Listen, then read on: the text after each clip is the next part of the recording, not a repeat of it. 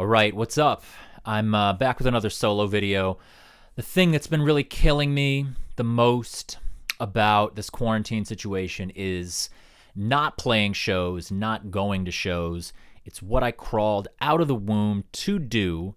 I'm not doing it, and I'm crawling up the fucking walls. So I wanted to do just like a top 10 list of just, if not the best, I don't know, the most memorable, most important shows that I've ever gone to. And it's the most important shows that I've ever gone to in New York. Up until a year ago, I lived in New York my whole life, so these are all New York shows. Here we go. We got at number 10, Helmet and Sick of It All at Roseland in 1994. I was 14, beginning of freshman year of high school. This was major. For Helmet, Betty had just come out, the Betty album. Sick of It All, Scratch the Surface had just come out, their major label debut, sort of, unless you count Just Look Around. But in any case, yeah, I knew Helmet. Me and all my friends, our little skateboard crew, we knew Helmet. I didn't really know Sick of It All. I had heard like a song or two right before the show. Yeah, like before we left for the show, my friend Max is playing me some Sick of It All shit. And this show just brought together so many aspects of New York and just like congealed a sense of my hometown for me. Because Helmet, they were always important because they brought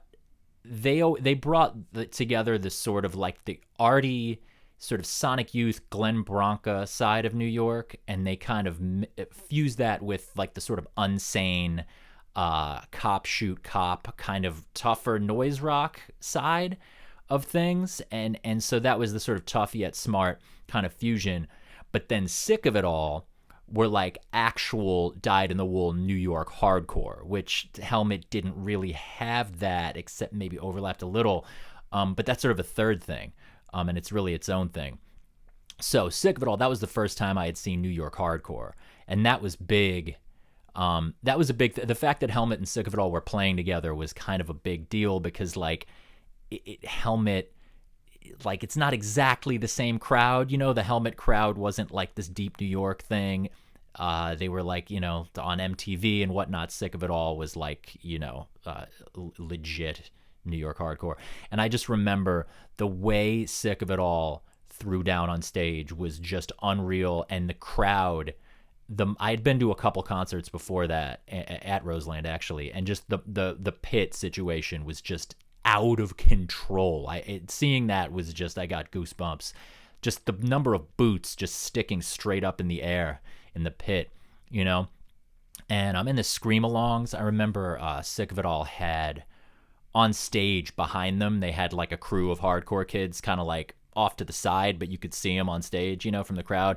And they were doing all the shout-alongs, and they were adding ois in places where they didn't have that on the record. I had heard, like a couple of the songs like Step Down, right before I went to the show. And these guys were adding these oi, oi, oi, like really bringing that New York hardcore shit back to like the oi influence. It was like a history lesson right there. Fucking mind-blowing. Helmet, Sick of It All, 94. At number 9, we've got, going in chronological order. Number 9, we've got Bill Frisell at the Knitting Factory in 97. This is the old Knitting Factory, the one on Leonard Street, sort of Tribeca area. The old Knitting Factory on Houston Street I never went to, because that was the 80s, I was a toddler or whatever. But Bill Frisell, solo guitar at the Knitting Factory. He's playing solo electric. I was into jazz at this point, particularly Bill Frisell, and his solo playing was just so tasteful. I mean, you know what it's like if you know Bill Frisell's deal. He played a bunch of standards. He played Days of Wine and Roses, which is kind of like his signature, that's like his signature tune that he always does. And just the level of just melodic inventiveness and just the chill, focused energy that he could bring to this. It was like a packed room. There was probably like 200, 300 people there. and he's standing up playing electric guitar, and fucking with these standards with his pedals, loop pedals. He hadn't slipped into the Americana, NPR sort of old man on the porch thing yet. But it had all the warmth that he's known for. Yeah, it was mind-blowing. As a guitar player, it was just that changed the game for me. At number 8, we've got Orchid and Jerome's Dream at ABC No Rio in 2000. That was some shit, man, especially at the time. These are not New York bands. Orchid and Jerome's Dream, they were both like Massachusetts bands. And they really had, in my mind at least, this distinctively like New England screamo thing happening. And at the time we called that screamo, but then later in the 2000s, screamo became that sort of mall, like Hot Topic, swoopy bangs, like cheeseball kind of thing. So then once screamo became that, then the kids came up with this retronym to refer to Orchid, Jerome's Dream, and that kind of OG screamo. They came up with this retronym, Scrams. We didn't call it Scrams at the time, so that's why I didn't really get that. Like when I heard like these Tumblr kids in like the early 10s or whatever, teens, early 10s, talking about Scrams bands. I was just like, what the fuck is Scrams? Anyway, Orchid and Jerome's Dream, that is OG screamo, OG Scrams. Yeah, Jerome's Dream, they did their thing where the guy screamed without a mic, but you could still hear him above the band. He sounded like a vacuum cleaner, just wheezing. He had the Spock haircut. That was the thing. They would call that Spock rock. That was the fashion for a little while. White belts all around. The crowd was white belts for sure. Orchid were my shit because they brought black metal into the screamo scrams vibe a little bit, and all their lyrics were like Critical Theory, like Adorno, Frankfurt School, and Nietzsche and stuff. So I love that, and I remember the guy from the fuck is his name? Jason Green, I think his name was. The Orchid singer. I remember him standing up on a speaker and screaming, "Burn down the universities."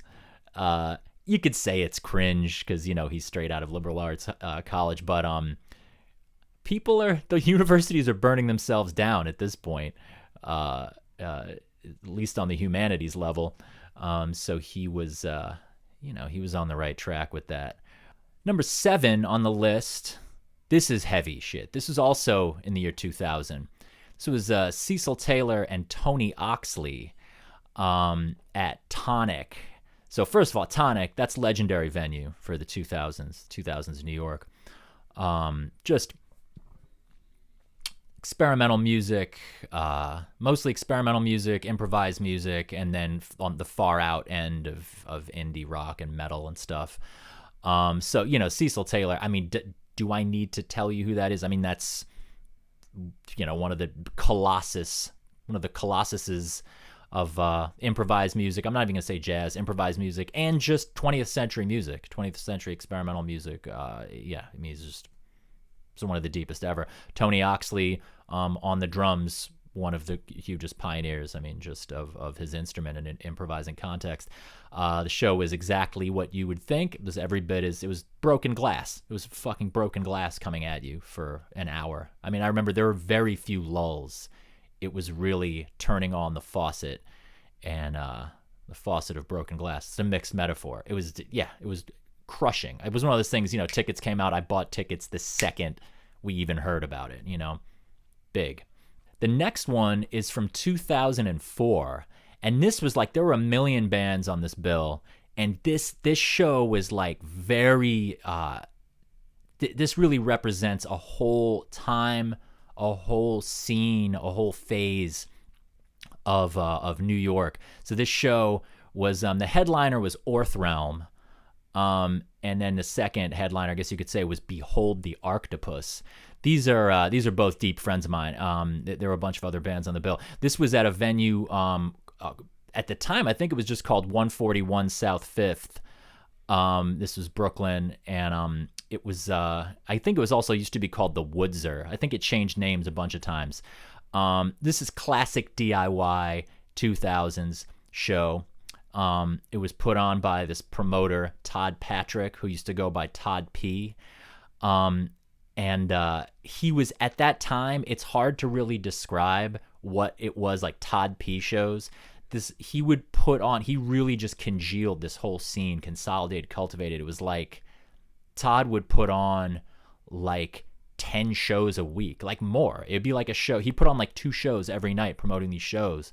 And just his site was just like this database of just this resource of like everything going on in that Brooklyn DIY scene at the time.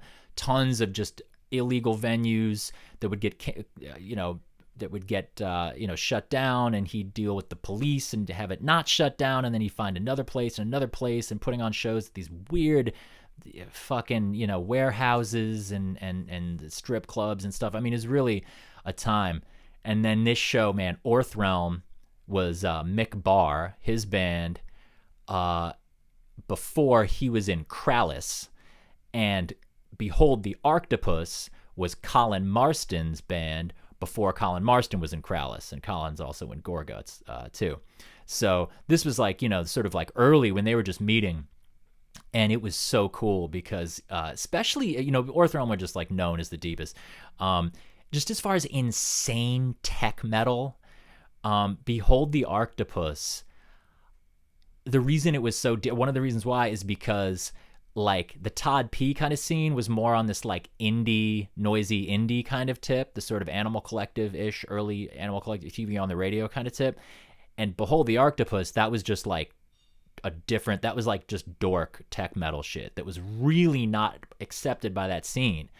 So Behold playing on this bill was like this sort of coming out, this sort of like introducing Behold the Octopus to the hipster indie scene of people who don't really get metal or especially tech metal. And it was like, I knew Behold and I was like, what are the indie kids going to think of this? And just Behold just blew them away. It blew everyone's mind. And it was just this, that vibe where you're in a room and some band or some act that nobody knows just steals the show and just lays waste, and everyone just rushes the merch table and they're like, what the fuck are those guys all about? It was that. So just to see my boys who I had, I'd known from the proggy metal nerd complex music crew, to see them just dominate a Todd P show. That was a best of both worlds, meeting of realms. So inspiring. Number 5, we've got Fushitsusha at the Stone in 2005. Fushitsusha was the band name of it's a project of Keiji Haino. I think he might use that name for a couple different configurations, but this was Keiji Haino. Was a power trio. Keiji Haino, Mike Pride on drums, old friend of mine, and just a really well-respected and unbelievable drummer in like a improvising context, jazz context. But he always had this like heavy, he's deep on the sort of noise rock and metal tip as well. So he's just the perfect drummer for Haino. And on bass was Trevor Dunn, who probably you know of Phantomas fame and all kinds of, he plays with the Melvins now. Yeah, so that power trio, I mean, it was just like the perfect trio for it was just really doom shit behind Haino. Haino did what he does always. I mean, it's just that. Just you turn on the Haino machine and it's Haino. And it was amazing. The only time I ever saw him. Yeah. And also, the Stone, that's now just recently closed, or it's recently moved and sort of shaped itself or whatever. But yeah, classic venue, just crushing set. Number 4, we've got Anoni with the Orchestra of St. Luke's at Alice Tully Hall in 2010. I say Anoni because that's her name now. At that point, it was Antony from Antony and the Johnsons. And I cried the entire show. The first note, tears, and then they didn't stop until the end. Travis LaPlante took me to this. Travis is a saxophonist for Battle Trance. I don't know if you know Battle Trance. They're an amazing group. But yeah, we went. It was mostly stuff from Crying Light, that record, with the string arrangements by Nico Muhly, and man, it's just. I'm lucky to hear her just sing one note. I could listen to Anoni sing Happy Birthday and I'd probably get misty-eyed. But yeah, with the orchestra, forget it. All right, number 3. Speaking of Lincoln Center, this one was just seeing the Met Opera put on Parsifal in 2013. Parsifal is so crushing, man. I mean, that's sort of like his most mystical one. It's mysterious, and I mean, just the overture of Parsifal, just even that is just like a fucking obelisk of just Western music. And yeah, I mean, the stage production on this was just the most intense, forbidding, just walls of like black stone, and in the second act, the women thrashing their hair around in like blood. It was the most metal shit I've ever seen, and it was so sick because I went with my girlfriend at the time, and she had really bad bronchitis, like really brutal. So we were like, oh man, can we even go? I mean, I was gonna go either way, but she was like, oh, can I, but she rallied and went, and then. Because we had the like $80 seats, the sort of that's the mid cheap side of, going to see an opera like that.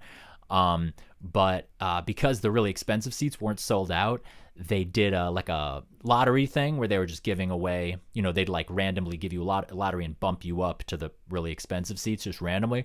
And we got that. So they bumped us up to like orchestra center, like the $300 seats.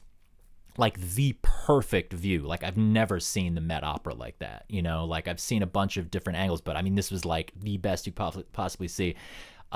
So she's there like holding in just brutal bronchitis the whole time, trying to unwrap the lozenges all quiet. We're getting dirty looks from all these fucking, like translucent aristocrats and stuff. But yeah, dude, you'd think it's a 6-hour opera. You would think that you expect to fall in and out of sleep with something like that, especially someone like my attention span is not exactly Buddhist level, Olympic meditation level. So I expected to fall in and out of sleep. Not a moment I was locked into this for 6 hours, just white knuckle action, just tractor beam of Wagnerian, just majesty. It's fucking unreal. Number 2, we're getting to the end here. Is Woven Hand at Vitus. That's St. Vitus Bar in Greenpoint, Brooklyn. That was in 2015. I hope Vitus makes it. I fucking hope they make it. All these other venues I'm talking about are gone. Vitus is still with us, and I hope it makes it through COVID. That's like the mecca for metal in New York, yeah, Woven Hand is just so unreal, man. Woven Hand is like people who know. If you don't, get into Woven Hand. I mean, it's really very religious, fire and brimstone Christian. To say Christian gives you the wrong idea. I don't know how to describe them. It's slightly country-ish, fire and brimstone post-punk, I guess. They're an interesting band because like they don't sound like metal at all. They have no metal elements except for the severity, but metal people are into it. Like I found out about Woven Hand from like black metal type people, even like cult black metal types fuck with Woven Hand. So that's a overlap there. That's interesting. All right, speaking of black metal, number 1, the most recent show that I saw that blew my mind in New York was last fall, 2009. I was already living here, but Kirsten and I flew to New York just to see this destination show, which I usually don't do. But Ride for Revenge, and that show was at, what was the name of the venue? It was at Pista Bandas Unidas, which it's like some Spanish bar like way out in Corona, Queens, where they have shows, but it's like mostly just totally underground metal shows, local Queens bands, a lot of Latino bands play there. Yeah, it was like Ride for Revenge, if you don't know, are just some of the nastiest, most unique, and very scary black metal related bands from Finland. And they this was one of those shows where they didn't the promoter, they didn't tell you where the show was until the day of, and I didn't really get why that is, but I think that's because they were anticipating possibly being protested or shut down by Antifa, because Ride for Revenge, they're not fascists, but they're like super nationalist European types, so they hang out with people who are like bad or whatever. But they're not a political band, they're spiritual and, heroism, black magic, like you get the idea. But what a fucking show that was. I mean, I can't even describe what that music really is, but it's as much punk as it is black metal. And the drummer did this outro after the whole band just walked off stage, and he just went just pounding the most simplistic Neanderthal beat just for like an extra 15 minutes, just this athletic display. It was just fucking really, really brutal. And yeah, is a weird crowd though, kind of a threatening crowd, to be honest. And this is, again, it's not like this thing, it's like a bunch of Nazis, it's not a bunch of people with swastikas or whatever, but it's this certain, hyper macho, tough metal guys who really are looking at someone like me hard. They're looking at me, they're like, what the, maybe we'll fight this guy, like shit, like I'm not paranoid. These guys are really, and looking at Kirsten like they're just ready to fucking do God knows what. And yeah, so that was a trip. I mean, I don't typically go to shows like that. So, quote unquote, sketchy black metal escapade. I fucking love Ride for Revenge. So anyway, so that was the last show I went to in New York. Who knows when live music is going to return? This sucks. I want to do more of this shit. I live in LA, so I want to go to shows here, but all I can do is reminisce on my life of live music in New York. Live music to be continued. All right, hang in there, guys.